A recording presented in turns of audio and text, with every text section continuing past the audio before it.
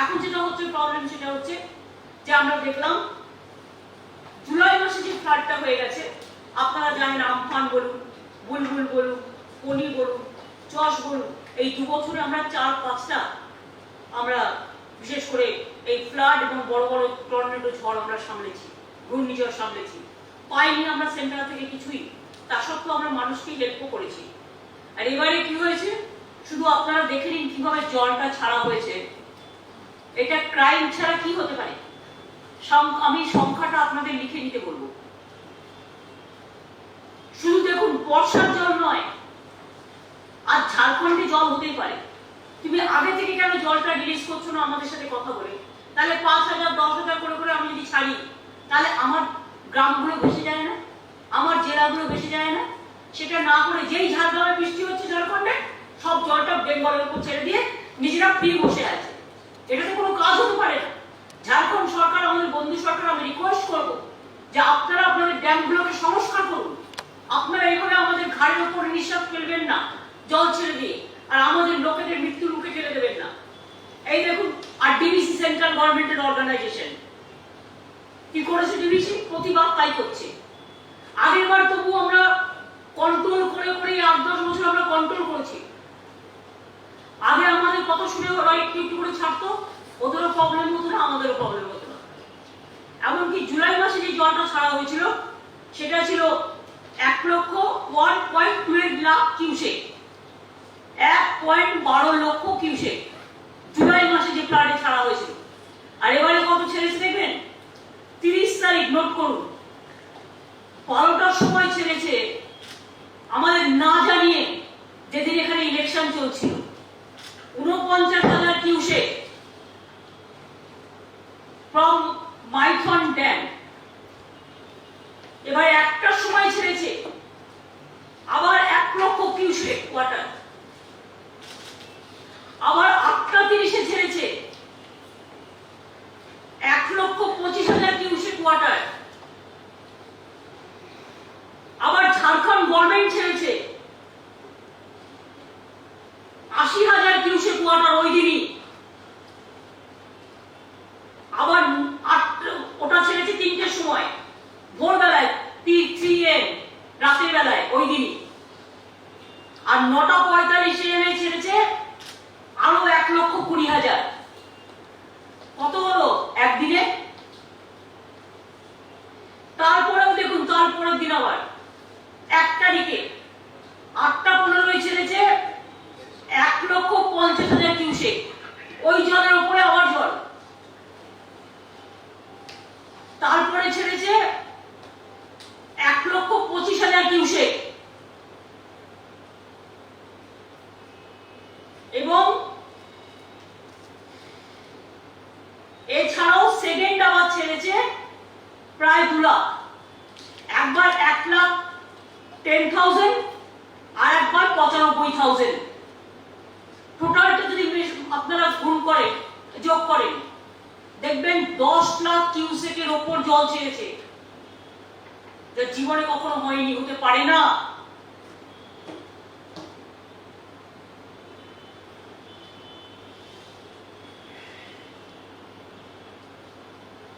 এটা কি justice? DBC প্রতিবার জল ছেড়ে দিয়ে আমাদের ডুবাবে। কেন কেন খাল সংস্কার করবে না? কেন বাঁধ মেরামত করবে না? কেন স্লিপিং করবে না? কেন ড্রেজিং করবে না? তবুও তো মনে রাখবেন, আমরা 3.5 লাখ পুকুর কেটেছি বলে, আর 500 কোটি টাকা চেক ড্যাম করেছি বলে অনেক জল আমরা আশ্রয় দিয়ে রেখে দিই। তার উপরে এই জল, অর্থাৎ বর্ষাময় ভাসাতে পারিনি।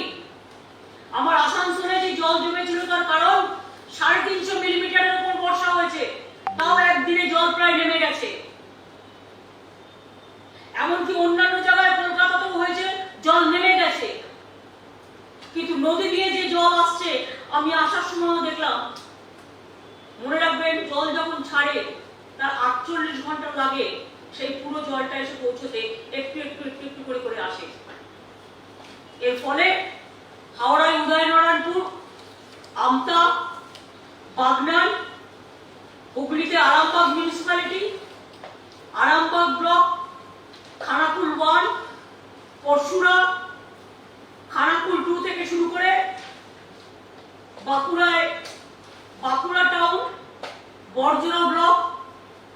সোনামুখী ব্লক, পশ্চিম মিদনাপুরে ঘাটাল, কিছুটা দাসপুর, কিছুটা ডেবরা, কিছুটা পিংলা সবং, পূর্ব মিদনাপুরে পটাশপুর ভগবানপুর, বীরভূমে নানুর ব্লক, পূর্ব বর্ধমানে আউসগ্রাম 2, কেতুগ্রাম 2 ব্লক এবং পশ্চিম বর্ধমানে কাকসা ব্লক। প্রায় 5 লক্ষ মানুষকে আমরা ইভাকুয়েট করেছি এখনো পর্যন্ত। লোকে এখন পুজো করবে, উৎসবের দিনগুলোতে উৎসব পালন করবে, না গরু ছাগল নিয়ে তাকে কোমর জলে এই ডিবিসি ছেড়ে দেওয়া ক্রিমিনাল অফেন্স, এটা ক্রাইম। আমরা ঠিক করেছি এবার কম্পেনসেশন চাইবো। প্রতিবার আমরা দেখছি জল ছেড়ে দিচ্ছে, লোক ডুবিয়ে দিচ্ছে, ফসল ডুবিয়ে দিচ্ছে, ঘর ভেঙে দিচ্ছে, আর চুপ করে মুখে প্লাস্টার দিয়ে লুকো প্লাস্টার দিয়ে বসে আছে। আমাদের এরকম ভাবে আন্ডার এস্টিমেট করলে হবে না, মানুষকে আন্ডার এস্টিমেট করা যায় না। আমি ঝাড়খণ্ড গভর্নমেন্টকে বলবো তারাও যেন ব্যাপারটা তুলে ধরেন, আর সেন্ট্রাল গভর্নমেন্টকে বলবো ইমিডিয়েট ডিবিসির ব্যাপারে ব্যবস্থা নেওয়া হোক। আমি প্রধানমন্ত্রীকে অনেক চিঠি লিখেছি। আমাদের একটা টিম ইরিগেশন মিনিস্টারকে লাস্ট মিট করে এসছে ঘাটা মাস্টার প্ল্যান নিয়ে এবং কপালেশ্বরী কেলেঘাই থেকে শুরু করে সব কান্দি মাস্টার প্ল্যান নিয়ে। আমরা অনেক টাকা দিয়ে এই প্রোগ্রামগুলো করেছি। আমরা এখন 2200 কোটি টাকা দিয়ে নিম্ন দামোদর অববাহিকা অঞ্চলে আমরা অনেক কাজ করছি যাতে আগামী দিন বর্ষা না আসে। কিন্তু নদীর জল যদি বাঁধের জল এভাবে ছেড়ে দেওয়া হয় তাহলে ব্রিজ ভেঙে যায়, বাঁধ ভেঙে যায়, সেতু ভেঙে যায়। যে বাঁধগুলো আমরা দিয়ে কাজ করছি সেগুলো ভেঙে যায়, তার দায়িত্ব নেবে কে? তার দায়িত্ব ডিবিসি কে নিতে হবে। এবং আমি নিজেও প্রাইম মিনিস্টারকে চিঠি লিখবো ঠিক করেছি। আমি চিফ সেক্রেটারিকেও বলেছি, এগ্রিকালচার সেক্রেটারি চিঠি লিখতে এবং ক্যাবিনেট সেক্রেটারিকে। একটা রাজ্যকে বারবার কতবার ভাসাবে? বাংলার সাথে অন্য রাজ্যের তুলনা আছে। বাংলা হচ্ছে নদীমাতৃকা দেশ। বাংলাদেশে যেমন দেখবেন নদীমাতৃকা বেশি, ওদের ওখানে যেমন পুকুর নদী বেশি। আমাদের বেঙ্গলের আমাদের জিওগ্রাফি বলুন, ইতিহাস বলুন, প্রকৃতি বলুন, দেখবেন বাংলাকে বলা হয় নদীমাতৃকার দেশ। প্রচুর নদী, প্রচুর পুকুর, এবং বাংলা নদীমাতৃকার দেশ বলে বাংলায় এত ফলন ফলে। বাংলায় এগ্রিকালচারে আমরা নাম্বার 1 হই, কারণ আমাদের মাটি খুব উর্বরা মাটি।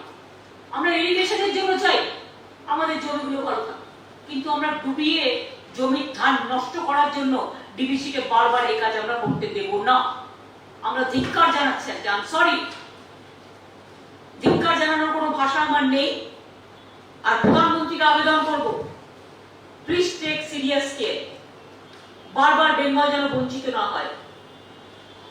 আর হোম মিনিস্টারের কাছে আমার রিকোয়েস্ট থাকবে, কথায় কথায় হিউম্যান রাইটস কমিশন পাঠান, একটা ছোট্ট ইলেকশনকে কেন্দ্র করে হাজার হাজার পুলিশ পাঠান, বিজেপির এক একটা ছোট চুরোপুটে ক্যাডারকেও 30টা 40টা করে সিআরপিএফ দেন, অফিসারদেরও চমকান ডেকে পাঠান। আর যখন ডিবিসি জল ছেড়ে দেয়, আর যখন জলে বাংলা প্রায় জলময় হয়ে যায়, জলমগ্ন হয়ে যায়, তখন আপনি একটা পয়সাও ছাড়েন না কেন? না দেন আপনি এনডিআরএফ এর টাকা, না দেন এসডিআরএফ এর টাকা। যেটুকু টাকা আমরা পাই আমাদের পাওয়ার মধ্যে পাই, এটা আপনারা দেন না। যে টাকা এখান থেকে ট্যাক্সের জন্য আপনারা তুলে নেন, সেই টাকার একটা ভাগ আমরা পাই। আগে এটা দেওয়া হতো যখন হতো সাথে সাথে, এখন অ্যাডভান্স দেওয়া হয়। কিন্তু আমফানে কি টাকা দিয়েছেন আপনারা আমাদের? বুলবুল হয়ে গেছে, এত লোককে আমাদের হেল্প করতে হচ্ছে, কি টাকা দিয়েছেন? ফনি হয়ে গেছে, কি টাকা দিয়েছেন? জশ হয়ে গেল, কি টাকা দিয়েছেন? কিচ্ছু দেন না, মুখে বড় বড় কথা বলেন। উৎসবের সময়টা বাংলার মানুষ দুঃখে আছে। I am so sorry. আমার এটা ছিল বন্যা সম্বন্ধে বলার।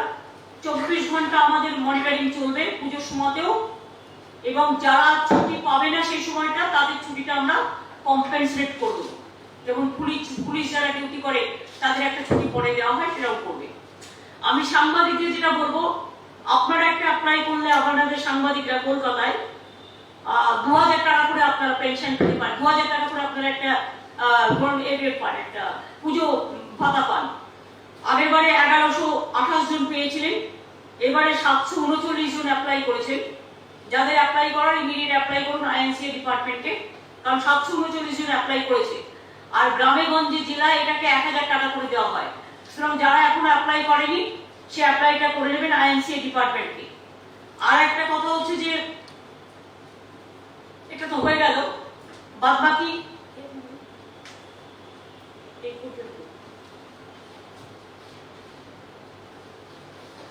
আমাদের কন্টিনিউ করবে। ও পুজোর টাকাটা যেটা আমরা 50,000 টাকা করে দিই আর কি, সেটা আমরা ইলেকশন কমিশন পারমিশন দিয়ে দিয়েছে। 4টে বাই ইলেকশন থাকলেও পরে হবে, ছেড়ে দিয়েছে সেই টাকা, সেটা দিতে বলে দিয়েছে। সুতরাং ক্লাবগুলো 50,000 টাকা করে পাবে, যেটা দুর্গাপুজোর জন্য পায়।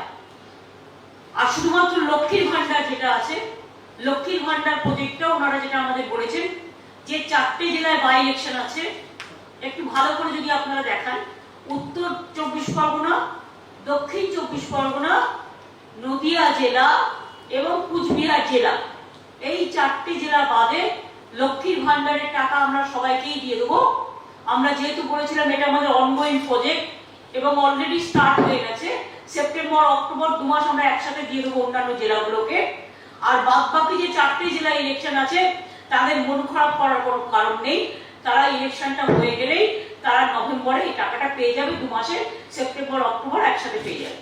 সুতরাং কেউ বঞ্চিত হবেন না, এটা ইলেকশনের কোড মেনে এই কাজটা আমরা করছি। এটা আমরা পারমিশন করি, 4টে জেলা ইলেকশন আছে বলে ওই 4টে জেলা বাদ দিয়ে বাদ বাকি সব হবে, কিন্তু এই 4টে জেলা নভেম্বরে পেয়ে যাবে। ঠিক আছে, মহালয়া আসছে, দেবীর কাছে প্রার্থনা করব দুর্যোগ দুর্ভোগ রোগ থেকে সবাইকে মুক্তি দিন। পুজোর দিনগুলো দয়া করে, পুজোর দিনগুলো তো ছাড় দেওয়া হয়েছে, সুতরাং চিন্তার কোনো কারণ নেই। 10 তারিখ পঞ্চমী থেকে আমাদের ছাড় দেওয়া আছে, রাতেও আপনারা ঘুরতে পারেন ক্লাবগুলোতে কোর্টের বিধিনিষেধ মেনে এবং আমাদের কোভিডের গাইডলাইন্স মেনে। মণ্ডপের ভেতরটাই গেলেন না, বাইরে থেকে তো দেখতেই পারেন, মণ্ডপের কাছাকাছি তো গিয়ে দেখতেই পারেন। ভেতরটায় ঢুকতে কি হয়, ভেতরটা তো শুধু অর্গানাইজাররা থাকে যে পুজো করে সেটাকে। আর স্যানিটাইজার ব্যবহার করবেন, দরকার হলে মাস্ক কিন্তু প্রত্যেকে কম্পালসারি ব্যবহার করবেন নিজের ভালো থাকার জন্য। আর 12 তারিখে পুজো শুরু হচ্ছে, 12, 13, 14, 15 পুজো চলবে। 19 তারিখে লক্ষ্মী পুজো, সম্ভবত 19 তারিখে বিশ্ব নবী দিবস, আর 20 তারিখে লক্ষ্মী পুজো। সুতরাং 20 তারিখ পর্যন্ত রাত্রের যে 11টা থেকে 5টা যেটা নিষিদ্ধ ছিল সেটা ছাড় দেওয়া হচ্ছে উৎসবের জন্য। উৎসব ভালোভাবে কাটান, সব ধর্ম, সব বর্ণ, সব সম্প্রদায়, সব মানুষ ভালো করে কাটান। আর যেখানে যেখানে ইলেকশন আছে উৎসবের দিনগুলোতে আমরা যেন কেউ কাউকে বিরক্ত না করি, উৎসবের দিনগুলো চলে যাক। আমার একটা অ্যাপিল থাকবে, উৎসবের দিনগুলোতে আমরা যেন ক্যাম্পেইন না করি, 12 থেকে 10 থেকে 20। আমি এটা ইলেকশন কমিশনকে একটা অ্যাপিল করবো, আমি চিফ সেক্রেটারিকে বলবো কথা বলতে, যে তার কারণ হচ্ছে সবাই তো পুজোয় ব্যস্ত থাকবে। হ্যাঁ, যারা 20 তারিখ থেকে তো তারা টাইম পাবে, 20 তারিখ থেকে 27 তারিখ পর্যন্ত, মনে হয় 30 তারিখে ভোট। সুতরাং অত বেশি টাইম বা পুজোর সময়টা যাতে কোনো রকম ডিস্টার্ব না হয়, পুজোও করতে হবে ইলেকশনও করতে হবে, দুটোই একসাথে করবো। তারপরে আবার এই ইলেকশনগুলো হয়ে গেলে আমরা আবার আমাদের অন্যান্য ইলেকশন আছে সেদিকেও আমরা যাবো। ভালো থাকবেন, সুস্থ থাকবেন, আপনাদের সকলকে দুর্গাপুজোর অনেক অনেক শারদ শুভেচ্ছা। দিদি একটা প্রশ্ন আছে দিদি। এত বলার পর প্রশ্ন এত লেখার জায়গা নেই দিদি, কেন্দ্র সরকারের জনবিরোধী নীতি জন্য বারবার এই ধরনের ম্যানমেড ডিজাস্টার, বন্যা আর বিপর্যয়ের মুখে পড়তে হচ্ছে মানুষকে। আবার তার সমালোচনা করলে পরে গণমাধ্যমকে বন্ধ করে দেওয়ার হুমকি দেওয়া হচ্ছে। আমি জানি, আমি খুব সরি যে কলকাতা টিভির প্রতি এরকম একটা আক্রোশ করা হয়েছে, এবং কোন টিভি কাকে সাপোর্ট করবে না করবে, কোন সাংবাদিক কাকে সাপোর্ট করবে না করবে, কোন মিডিয়া কাকে সাপোর্ট করবে না করবে, এটা তাদের নিজস্ব ব্যাপার। কিন্তু আমি মনে করি যে প্রত্যেকটা চ্যানেলই আমাদের খুব পপুলার চ্যানেল, এবং কলকাতা টিভি চ্যানেল খুব জনপ্রিয় চ্যানেল। এবং আমি সেন্ট্রাল গভর্নমেন্টকে আবেদন করব, পার্সোনাল ভ্যান এটা নিয়ে কলকাতা টিভি চ্যানেল বন্ধ করার চেষ্টা করবেন না। যদি এরকম করেন তাহলে মনে রাখবেন, মিডিয়া, আপনারা প্রেস ক্লাব থেকেও প্রতিবাদ করতে পারেন। আমি তো আপনাদের রিকোয়েস্ট করবো প্রতিবাদ করার জন্য, তার কারণ প্রত্যেকটা ব্যাপারেই এটা দেখা যাচ্ছে, যেই বিরোধিতা করছে তাকেই নয় ব্যান করে দেওয়া হচ্ছে, নয় অ্যারেস্ট করা হচ্ছে, নয় কেস দেওয়া হচ্ছে, যা ইচ্ছে তাই করছে। আমি কলকাতার টিভির সাথে এই যেভাবে তাদের বঞ্চনা করা হয়েছে, আমি মনে করি কলকাতা টিভি ব্যান করলে কলকাতার মানুষও যেমন পছন্দ করবে না, সারা বাংলার মানুষও পছন্দ করবে না, তাদের সারা পৃথিবীতেও অনেক দর্শক আছে, তারাও পছন্দ করবে না। You call it a man-made disaster, man-made flood. This is not the first time that BBC has released water indexes. Will the state consider pursuing any kind of legal action to fix accountability on TVC? I have already said that we are writing a letter to Prime Minister. Earlier also I have written so many letters. Even we sent our team to Irrigation Ministry also. Even my Chief Secretary also has written so many letters, even including my Irrigation Secretary also. So this time also we are writing a letter to Prime Minister. So that Prime Minister must take up the matter, because every year I cannot face the flood 4-5 times because of irregular activities of this division. Because they have already released the water without informing the state government, more than 10 lakh cubic. Can you imagine? Is it not a crime? If midnight you release the water like this without informing the state government, my so many areas are flooded, and now our festival is also coming. Now we are facing COVID situation. Then we have faced so many Amphan, Bulbul, Phoni, Jaws, so many things we have faced. But no money we have got. And now also the same thing is going on. DVC, they don't go for silting, they don't go for dredging the dams, and whenever there is a rain, they just release the water for Bengal. Just like this, that Bengal is a puppet. And so they can send the water anytime, whatever they want, and our people should die. We will not going to tolerate this. That's why I am going to write the letter to my Prime Minister. A central team had come a few days back. They had That after 4 months of the flood. The problem is, yes, they came after flood, this July flood. They came September last. But now again another flood, so they have to come again.